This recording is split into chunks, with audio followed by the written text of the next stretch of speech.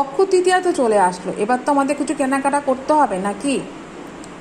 তো যেমন আমরা ধনতেরাসে কিনি, ঠিক সেরকমভাবে আমরা অক্ষয় তৃতীয়াতেও কিনবো। অক্ষয় তৃতীয়ায় আমরা যা কিছু দান করব বা যা কিছু ঘরে আনবো সেটা কখনো শেষ হয় না, তার ফল কখনো শেষ হয় না।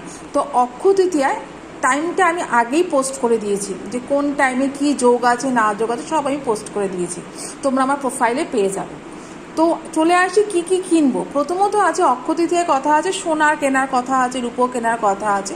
বাট সোনার এমন যা দাম, তো আমাদের সকলের পক্ষে সোনা কেনা পসিবল নয়। তো তার সাবস্টিটিউশন আমরা প্রত্যেকে কী কিনবো, আমরা দশকর্মা ভাণ্ডার থেকে আমরা জব কিনবো আর একটা হলুদ কাপড় কিনবো। ঠিক আছে, বাড়িতে এসে সেই জব হলুদ কাপড়ের মধ্যে পেঁচিয়ে শ্রীহরি নারায়ণের কাছে আমরা একটা তুলসী পাতা দিয়ে অর্পণ করব। ওটাই হচ্ছে আমাদের সোনা। পরের দিন সেই পুটলিটাকে নিয়ে আমরা আমাদের কোথায় রাখবো, আমরা আমাদের ক্যাশ বক্সে রেখে দেবো। ঠিক আছে, এটা হলো সোনার বিকল্প। তো আমরা যারা সোনা কিনতে পারবো না তারা কিন্তু অবশ্যই কিছুটা জব কিনবে, হলুদ পরিষ্কার মানে নতুন কাপড়ে হলুদ কাপড়ের মধ্যে পেঁচিয়ে সেটাকে একটা তুলসী পাতা দিয়ে শ্রীহরি নারায়ণের কাছে সেদিন অর্পণ করবে। দ্বিতীয়ত কী কিনবো, মাটির কোনো পাত্র কিনবো। সেটা তুমি কলসি কিনতে পারো, মাটির বোতল কিনতে পারো। এমনিও মাটির বোতলে খাওয়া খুব ভালো, কারণ মাটির বোতলে যখন আমরা খাই আমাদের রাহু কিন্তু আমাদের নেগেটিভ এফেক্ট দেয় না। আমরা যত স্টিল প্লাস্টিক ইউজ করি সব কিন্তু রাহুকে ইনহ্যান্স করে, রাহুর নেগেটিভিটিকে ইনহ্যান্স করে। তো আমরা যদি এই সময় একটা মাটির বোতল কিনে আনি এবং সেটা থেকে জলপান করতে শুরু করি, তো সেই ক্ষেত্রে কিন্তু আমাদের রাহুও কিন্তু আমাদের বসে থাকবে। ঠিক আছে, তো এবার এখানে বলি, যারা মাটির পাত্র কিনে আনছো, যারা মাটির পাত্র কিনবে না তারা কিন্তু পিতলের কিনতে পারো। পিতলে তোমরা একটা কলসি বা কলস বা ছোট্ট একটা ঘটি অবশ্যই কিনবে। এইবার যখন আমরা কোনো মাটির বোতল বা কোনো রকম পিতলের কলসি বা মাটির কলসি নিয়ে ঘরে ঢুকবো, তখন কিন্তু আমরা ফাঁকা কলসি নিয়ে ঘরে ঢুকবো না, এটা নোট করবে।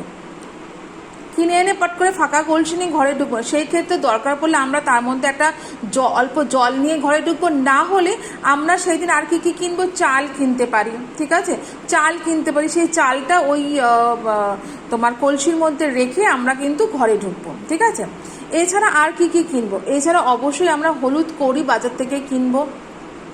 প্রদীপ, মাটির প্রদীপ কিনে আনতে পারো, 11টা মাটির প্রদীপ কিনতে পারো। সেইগুলো তোমরা তোমাদের ঘরে প্রতিদিন সন্ধ্যা দেওয়া হয় বা ঠাকুরের কাছে প্রদীপ জ্বালানো হয় সেই কাজে ব্যবহার করবে অবশ্যই। ঠিক আছে, এরপরে আর কি কি কিনতে পারি আমরা যে কোনো কিছু, ঝাঁটা, আমাদের বাড়ির জন্য ঝাঁটা, সেদিন অবশ্যই ঝাঁটা চেঞ্জ করে নতুন ঝাঁটা একটা বাড়িতে এনে সেটা ইউজ করব। ঠিক আছে, সেদিন রেখে তার পরের দিন থেকে ইউজ করব সেটা, বা সেদিন থেকেও তুমি ইউজ করতে পারো ঝাঁটা।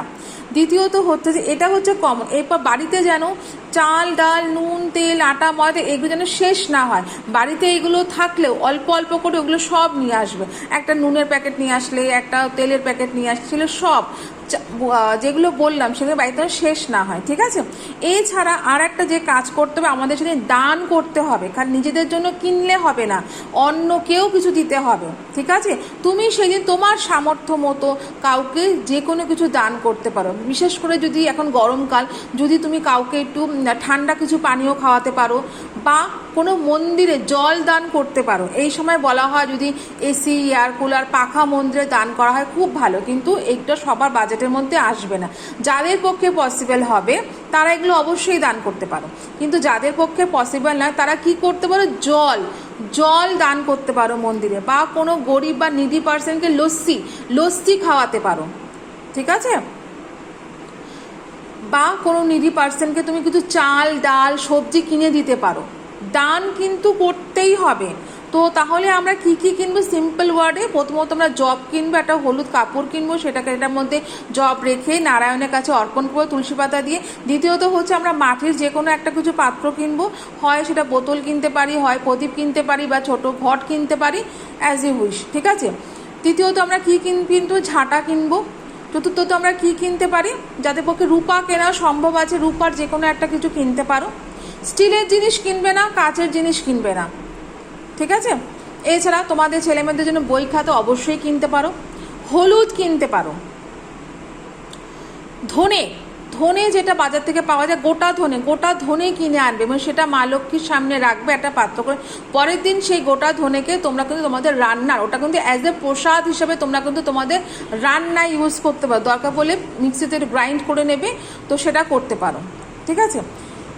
আর দান করবে, আর জল, লোককে যত সেদিন পারবে জল খাওয়াও, জল দান করো। লোককে না পেলে মন্দিরে তোমরা এক জার জল দিয়ে আসো, বা বিসলারি 3টে বোতল কিনে দিয়ে আসো, বা 5টা বোতল কিনে, বুধবার 5টা বোতল কিনে তোমরা মন্দিরে দান করে আসো। কেউ না কেউ তো খাবেই জল, জল তো আর ফেলা যাবে না। ওই যে লোকে খাবে গরমের তৃষ্ণায়, ওটা যে তোমাকে কী পরিমাণ তোমাকে বেনিফিট দেবে তোমরা নিজেরাও বুঝতে পারবে না।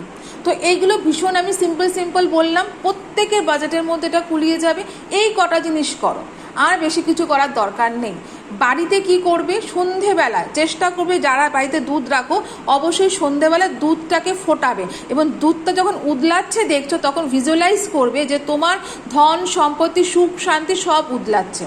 এটা কিন্তু সন্ধেবেলায় অবশ্যই দুধের এই প্রক্রিয়াটা করবে। এই কটা জিনিস করো এবং দেখো তোমাদের লাইফে কী কী চেঞ্জেস আছে।